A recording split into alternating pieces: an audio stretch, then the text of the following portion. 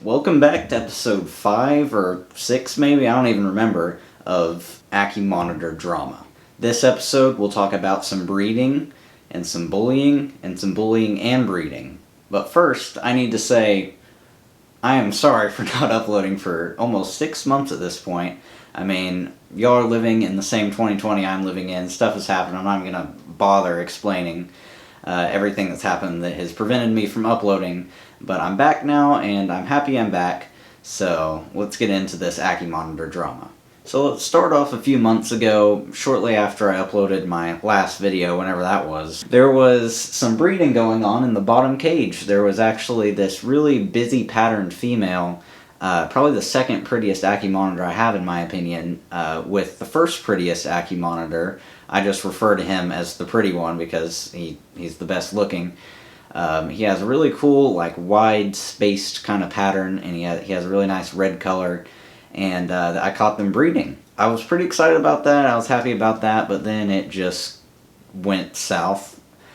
She was not, she wasn't having it. She was running away from him, she was being difficult, she just didn't really like him that much. Well, since he's the bigger one, and he didn't really like that she didn't like her, there was some bullying that went on, and he just kept biting her in the neck and constantly harassing her. So eventually, even though they were breeding, I just ended up having to separate them. She never had eggs, so I don't even know if they successfully even copulated. So my main separation strategy was, since I was separating these two, I ended up just doing a complete switch around with all the red Ackie Monitors.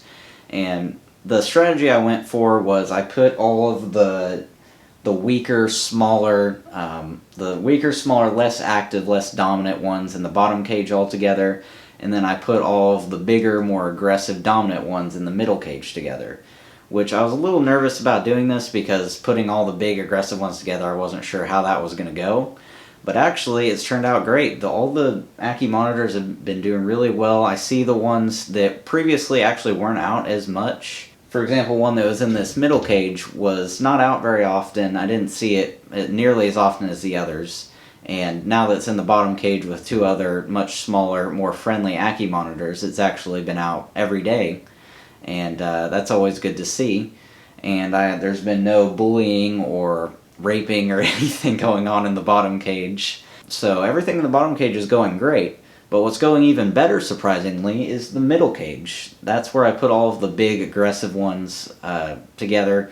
There's this one I named Godzilla that I made a video on a while ago because I thought he or she, I don't even know anymore, was pregnant. Turns out she was not pregnant, but now that she's in this cage with that pretty one I was telling you about, I caught them breeding.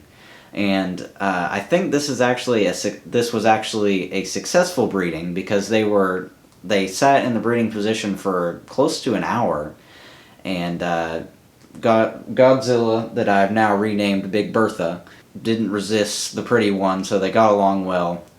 And even if she did resist, she could get away with it because, I mean, she was way bigger than he is. And then the other one in that cage, I haven't seen him breeding or really interacting with the other ones that much, but he's still active, still eating. So yeah, everybody's happy in the middle cage and the bottom cage. And the two yellow Ackies here at the top have just been doing good the whole time. They've never really had problems. So after all of that drama, the Ackie Kingdom is finally at peace. No longer any wars or raping or pillaging or whatever going on. Only good things, so that's always great to see. And their diet still mainly consists of superworms as like the big staple. I've also been doing supplements of dubia roaches and chopped up pinkies. I was doing crickets before, but over the last month or so I've decided to just not do those anymore because, one, they're loud. This is in my room, so the ones that survive always end up chirping and just being extremely annoying all night. And on top of that, they breed and lay their eggs in the cage, and then there's a bunch of little baby crickets everywhere that I then have to take all the steps that are necessary to get rid of those. So I've decided, for my own sake, to cut the crickets out of their diet. So yeah, that kind of concludes the drama that's gone on with the Ackies over the last 5 or 6 months.